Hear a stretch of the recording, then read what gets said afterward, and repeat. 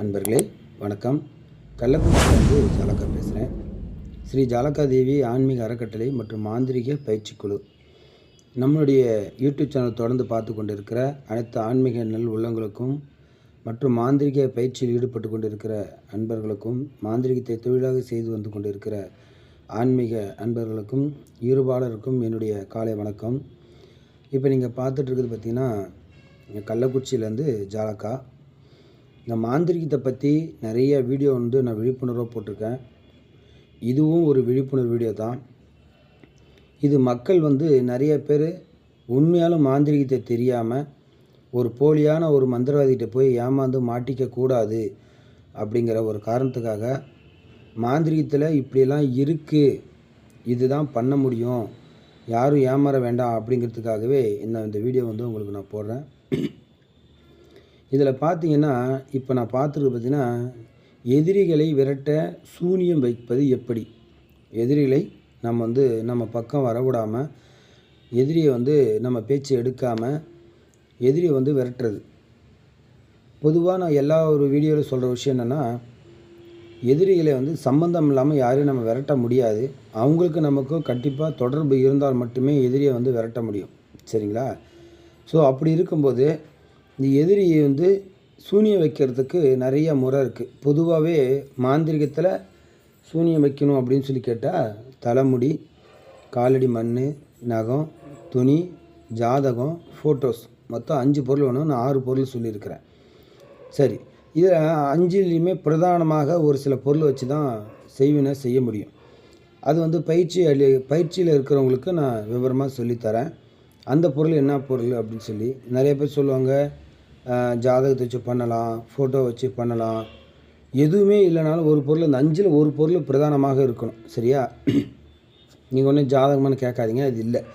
சரி, அப்போ இந்த சூனியம் வைக்கிறதுக்கான வழிமுறை என்ன அப்படின்னு பார்த்தீங்கன்னா, இதுக்கு முன்னாடி பார்த்தீங்கன்னா வீடியோவில் துணியெல்லாம் கட் பண்ணிட்டு இருப்பேன், கிளாத்து. அது எதிராளியுடைய துணிங்க. அந்த துணியை வச்சு முறையான எந்திரத்தை எழுதி அந்த எந்திரத்துக்கும் அந்த துணிக்கும் சம்மந்தம் இருக்குது. அதே போல் எந்திரத்துக்கும் மந்திரத்துக்கும் சம்மந்தம் இருக்குது. அந்த எந்திரத்துக்கும் சம்மந்தப்பட்ட நபருடையக்கும் நிறைய தொடர்பு உண்டு. அதை பேஸ் பண்ணி தான் நம்ம எல்லா வேலையும் நம்ம பார்க்குறோம்.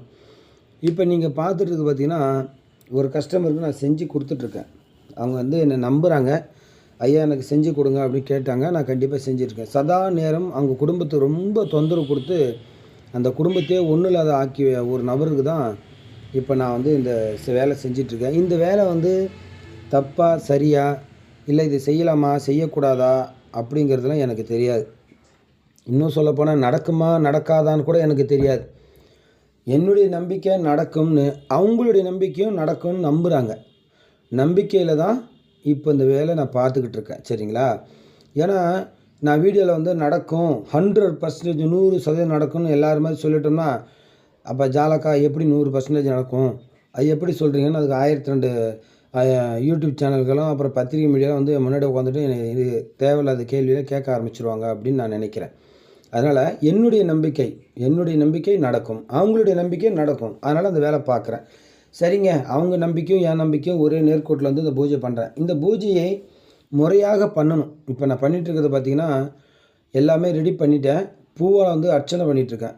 அப்போ சாமிக்கு அர்ச்சனை பண்ணுறது ஓகேங்க.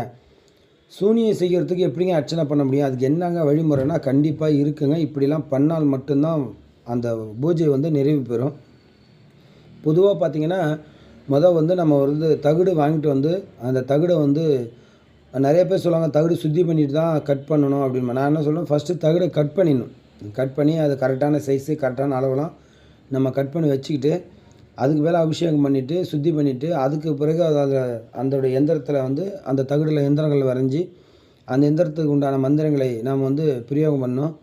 பிராண பிரதிஷ்டை பண்ணிவிட்டு தான் நம்ம பண்ணோம். எந்திர பிரதிஷ்டை, மந்திர பிரதிஷ்டை, பிராண பிரதிஷ்டை மொத்தம் 3த்தையும் பண்ணிவிட்டு நம்ம பூஜையை தொடங்கலாம். சரிங்களா? இப்போது இதில் ஒரு முக்கியமான விஷயம் நான் என்ன சொல்ல வரேன்னா, எந்த ஒரு அடிப்படை தகுதி இல்லாமல் இந்த மாதிரி வேலையெல்லாம் பார்க்கக்கூடாது அப்படிங்கிறது என்னுடைய கருத்து. ஏன்னா தப்பான விஷயங்களை பண்ணி நிறைய பேர் நிறைய இடத்துல போய் மாட்டிக்கிறாங்க. இதுதான் பிரச்சனை. அப்படியே ஏதோ கை கட்டியது கண்ணால் பார்த்தோம், வாயால் சொன்னாங்க, காதால் கேட்டேன்னு பண்ணுறவங்க எல்லாருமே நிறைய பேர் பார்த்துருக்கேன், இருக்கிற தெரியாத போயிட்டாங்க. சரிங்களா? அதனால் தயவு செஞ்சு யாராவது கொடுத்து ஏமாந்துட வேண்டாம். பூஜை முறை இப்படி தான் பண்ணணும்னு தான் நான் ஒரு வீடியோ போடுறேன். எடுத்த எடுப்புக்கு ஒருத்தர்கிட்ட போய் நீங்கள் மாந்திரிகத்தை பற்றி கேட்குறீங்கன்னா தயவு செஞ்சு அந்த மந்திரவாதியை வாய் திறந்து மந்திரங்கள் சொல்ல சொல்லுங்கள்.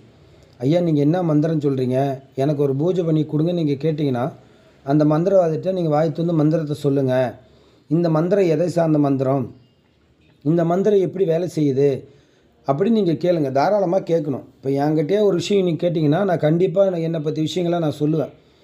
ஐயா இந்த மந்திரம் இப்படி தான் வேலை செய்யும், இந்த மந்திரத்துக்கு உண்டான எந்திரம் இது தான், இது வேலை செய்யக்கூடிய முறை இப்படி தான், இந்த கர்ம பொருளை எப்படி எங்கே வைக்கணும், என்ன செய்யணும், எந்த கோயிலில் கட்டணும், எந்த மரத்தில் கட்டணும் அப்படிங்கிறதையும் நான் தெளிவாக சொல்லுவேன். ஏன்னா என்னை பொறுத்த வரைக்கும் ஒரு விழிப்புணர்வு இல்லாமல் போய் எங்கேயும் யாரும் மாட்டிக்க கூடாதுங்கிறத நான் ரொம்ப ஒரு கருத்துமும் கண்ணோட்டமாக இருக்கேன்.